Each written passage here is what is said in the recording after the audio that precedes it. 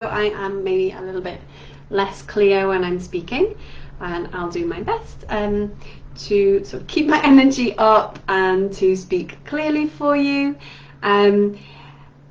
Today I'm going to help you to understand the typical architect's design process. So you may be a homeowner and you're interested in redesigning your home. Perhaps you're thinking about an extension or a loft conversion.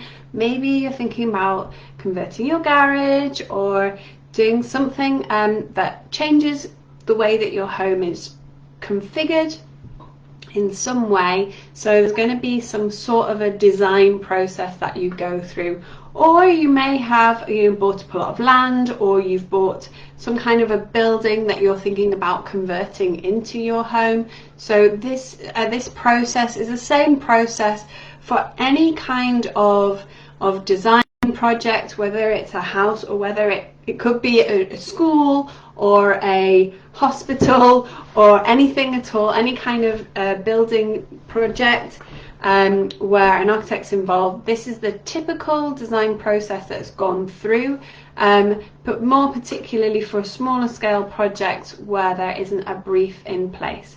So you might be thinking, okay, who's this person? What does she know? Well, I am an architect. I've got many years experience, about 20 years. I know I don't look like I've got that much experience, but I really do. And so as a fully qualified architect, I'm an eco-home architect, and my speciality is working with eco-conscious homeowners who want to have a home that really makes their hearts sing. And I'm interested in helping you live with more ease and pleasure in your home, and in a way that is protective of the environment. And so the way that I work is quite different to the way that most architects work. And so I'm going to explain what it is that most architects do, why they do it like that, what the pros are for doing it that way, what are the cons from doing it that way, and then I'm going to explain to you how I do this differently. And so I'm going to get into that. Please say hi if you're watching, and if you have any questions, please comment below and let me know, and I can pick those up as well as we go through. So first of all, what do architects usually do? So architects usually follow an iterative design process. Sorry if you can hear my son shouting in the background, it's school holidays.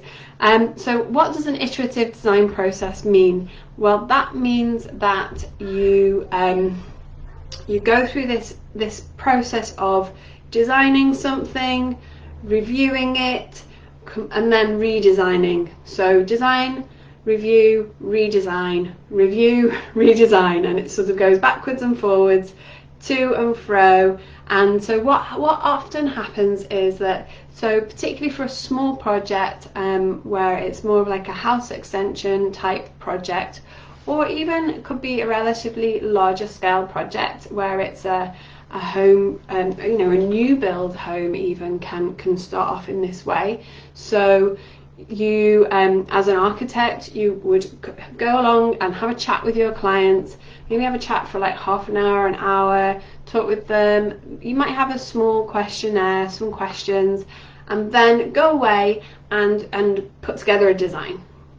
So you create this design, and then you come back again and show your client these designs. And so you, as a client, you've had a chat, and then your architect has disappeared, and then a little while later, it could be a week later, it could be a couple of weeks later, they come back to show you some plans, and you're probably going to look at those plans and go, oh, that's not really what we want, it's not quite there yet. You might be really lucky and your architect could hit the nail on the head straight away. And what tends to happen is that that initial chat, you're sort of getting to know each other, sort of getting some sort of an understanding of each other, and your architect will be trying to figure out what it is that you want from your home, and they'll ask you some particular questions. Some architects are particularly good at asking the right questions, and they also may have some sort of questionnaire which can also be helpful. So that process of asking you questions and getting information from you is a briefing process.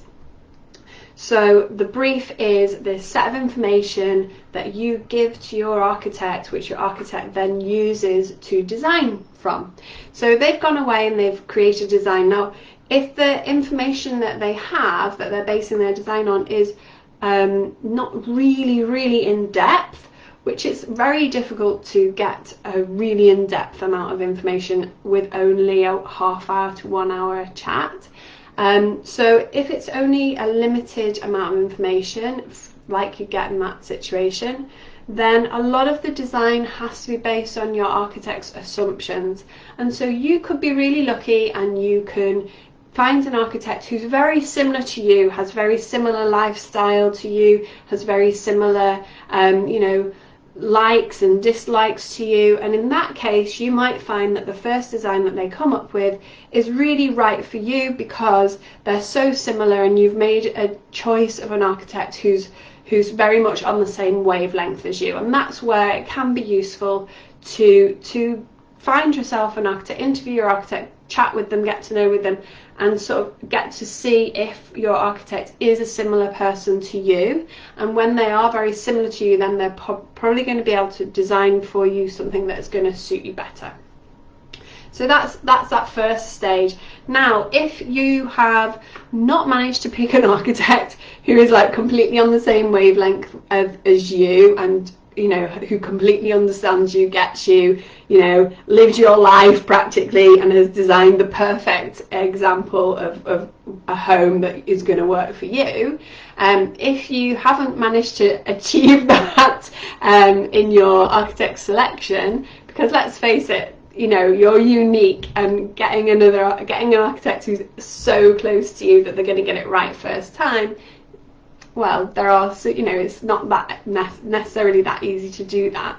So in that case, what you're going to do is you're going to probably find that there's going to be things about the design that you want to change.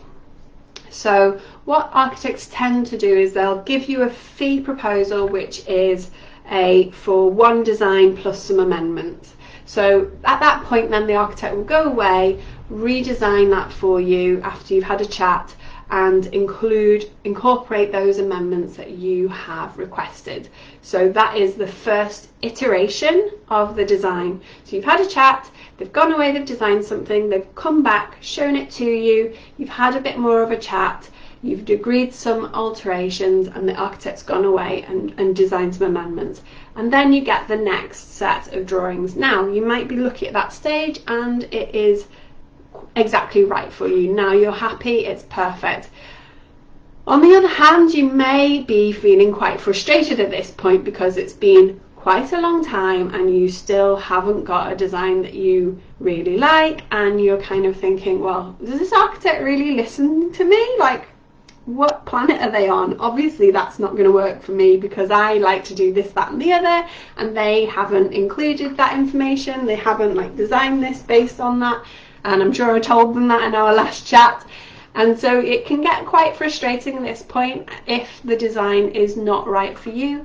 And also you can start to lose trust in your architect. You might start to think, oh, they're not capable of designing, or they just don't listen to me, or they don't understand me really very well. And so this is understandable, but it's not necessarily the case. It's just that the process that they're going through is this iterative design process, and it is a design process that we learn at university when you're training to become an architect. You go through this iterative design process where you create a design.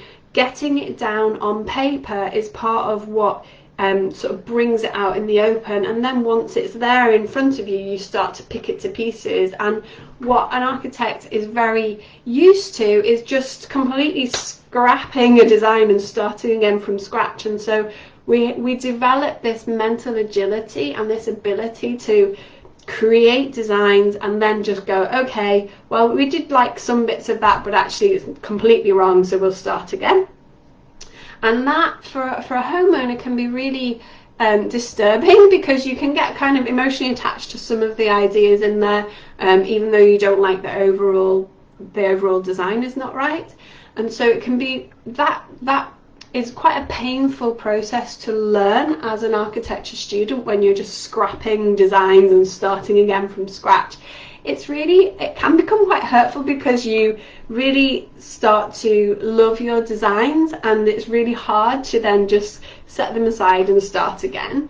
And if you're not an architect, so you've not had that training and experience of learning that it's okay for that to happen, that's all right. You don't have to love everything, and sometimes there might be some nice ideas in there, but if the whole thing isn't working, then it is okay to just scrap it and start again. But it's not really a pleasant experience to do, and it can take a really long time. Then it can take months, even in some cases years, to get to a design that you're really happy with. And of course, if you're working with an architect whose fee structure is based on you pay a fixed amount for an initial design plus one set of amendments, and then each iteration of the design, each redesign, there is an additional cost associated with going back and redesigning, then it can become not only time consuming, but it can be really costly as well.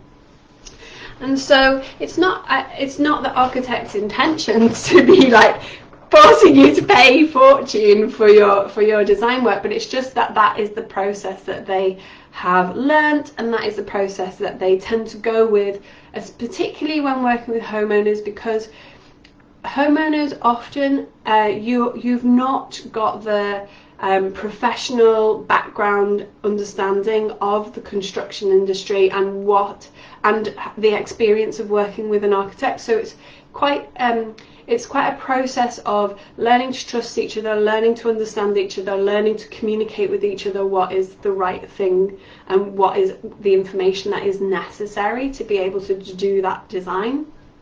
So it's not an easy process necessarily, and that is why this iterative design process, it can be one of the ways that works for people to see the ideas there in front of you. Because a lot of people come to an architect and they say, well, I don't really know what I want, but I'll know when I see it. I'll know if it's right when I see it, and I know what I don't want, but I don't really know what I do want. That's quite a common kind of thing for a homeowner to start off with saying in conversation with an architect. And so an architect will then go with that and say, okay, well, let's have a chat, and they'll get some sort of ideas, and they'll go away and they'll think, well, this seems like it would be the right thing to do, come back and show you, and then this is not what I want, or okay, maybe it is what you want, or maybe some of the things you want and not others. So that's the iterative design process, and I think really the main pro of following an iterative design process is that from in the outset, as an architect, you're very much free, because if you've not been given a strict brief with a lot of parameters, a lot of requirements that you have to meet, then you can really sort of let your mind and your fantasy sort of go wild, and you can create much more creative solutions. However, there are the downsides of the length of time it takes and the potential for it to get really costly if you're paying over, every additional extra change. So what I decided to do was not do that at all. I don't follow an iterative design process because it takes such a long time, because it's so costly, because I feel like as a homeowner you are not in control of the design at all. You're a little bit at the whim of the architect. You're a bit at the whim of, at the fluke of having chosen someone who's on the right wavelength as you, and that's not necessarily going to be the case. And because you're an individual, a human being that's completely unique, you're never going to meet an architect who is exactly your mirror, who's going to be able to design exactly right for you without having all the right information. So the way that I do it differently is by following a very thorough briefing process and then a collaborative design process. So the combination of those means that through the design, what I do is I help you to create a vision for your home and your life, how you really want to live, and what you need in your home to live that life. And it's not just need as in, okay, I need a toilet and I need a kitchen sink. You know, the practical needs, that's one thing, and that's important. You have all your practical needs met, but also your emotional and well-being needs as well. Those are also really important. So for example, some things that my clients talk to me about are things like, well, they're not feeling able to use their home in the way that they'd like to because they're worried about disturbing their neighbours by making too much noise, for example. And so they would really love to be able to play music and watch films with the volume that sort of gives them a surround sound feel, and that they can really get into watching the film. But they never play their music or their film at the volume that they would really love to really enjoy it, because they're worried about disturbing their neighbours. So those kind of things where that you know, pleasure in your life and being able to really enjoy your home and love it. That's just one example. There are many different ways. Not all my clients are desperate to play super loud, high volume music, but it could be, you know, many different ways that you could really enjoy and get pleasure from being in your home, and it can really meet your well-being needs as well as your practical functional needs. So that process of helping you create your vision for your home and your life, that is a briefing process that you go through with me, with my guidance through workbooks and some videos. And that is something that kind of replicates my background from working on huge public sector projects, where there would be huge teams of people who would have created briefs for the high schools that I was designing. They would have done things like look into best practice to support students, to protect them from bullying, looking into population growth predictions, and all these sort of bigger, wider aspects of the design. And then that would all be compiled into a brief, and I'd say compiled, but it would be a huge, massive book, which was a very in-depth set of requirements, which I would then be required to include all that information and use that information to inform my design of a high school. So I do a similar process. I'm not asking you to carry out population predictions,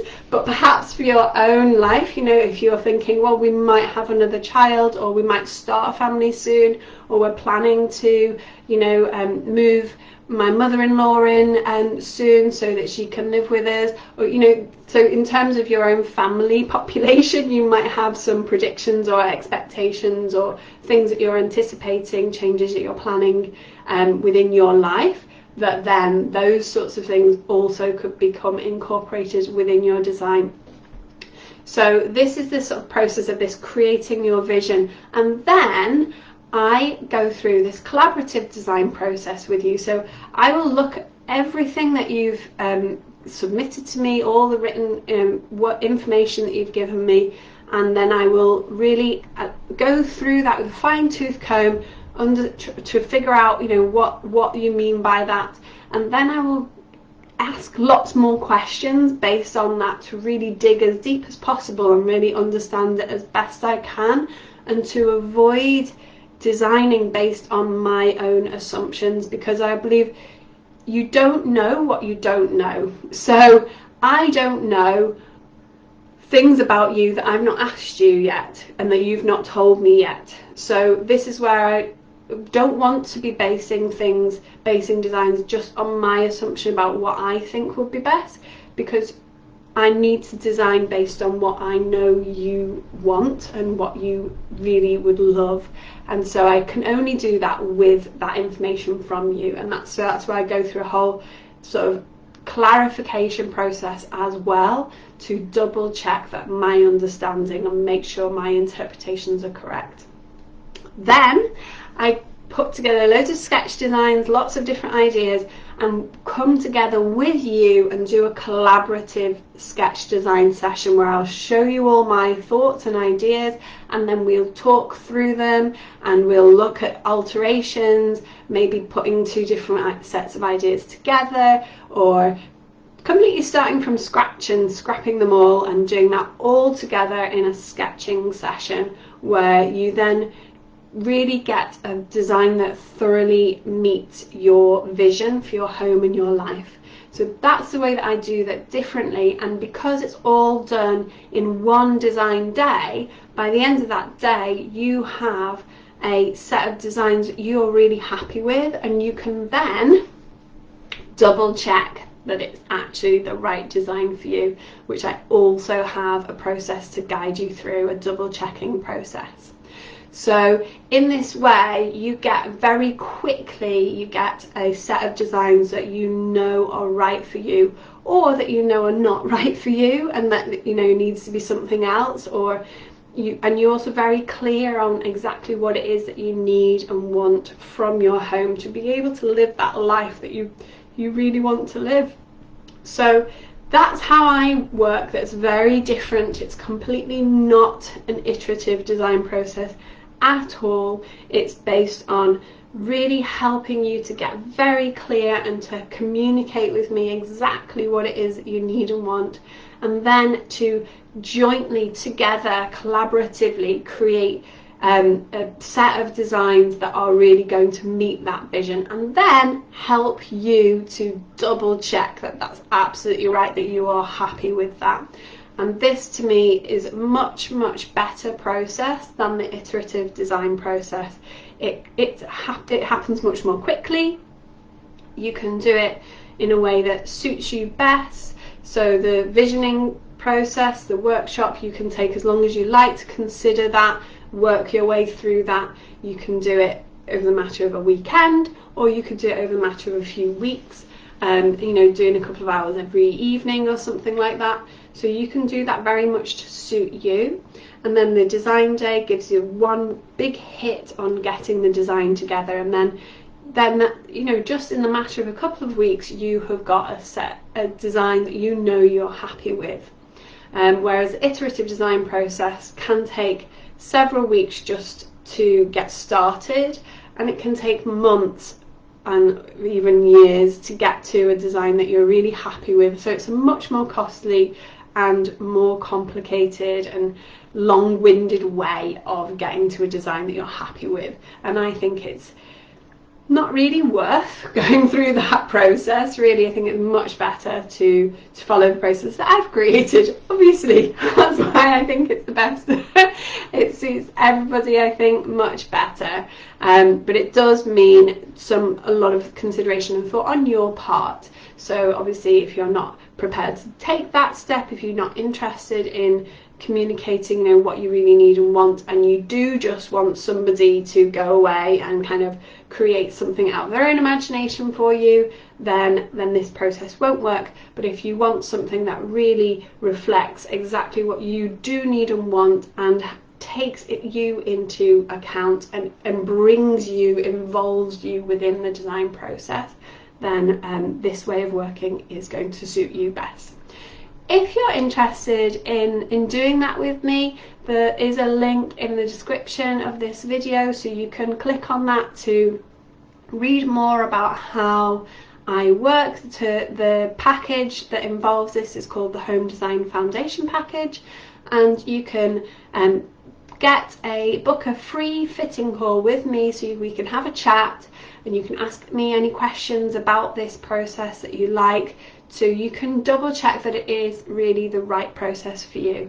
Because I always want you to feel like you are in control of this process. It's your home, you're going to live there, so it's your life at the end of the day that's going to be long-term affected by your home design. So you are the most important part of this process, and I see it's my role is to help you get to that home that really helps you live in the way that you really want to.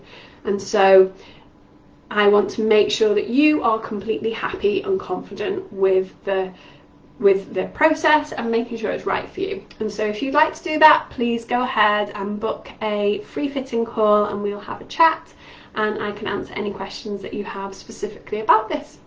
I hope this has been interesting, and I hope that, if you are currently working with another architect and you're going through this iterative process, that this has helped you understand what's going on. So you maybe don't feel like you lose trust completely in the architect that you're working with. They will be doing their best to meet your requirements, but it may then cost more if there's lots of multiple adjustments that you need to make, and it may be worth you sitting down and having a think about what is it that you really need and want from your home, and is there anything that you've not yet communicated to your architect that you could communicate some more information to them to make sure that the next iteration of the design that they come up for you is going to really reflect what you need and want from your home. I hope this has been really helpful, and I look forward to speaking to you again soon. Hopefully I'll have fully recovered from COVID by then. Bye now.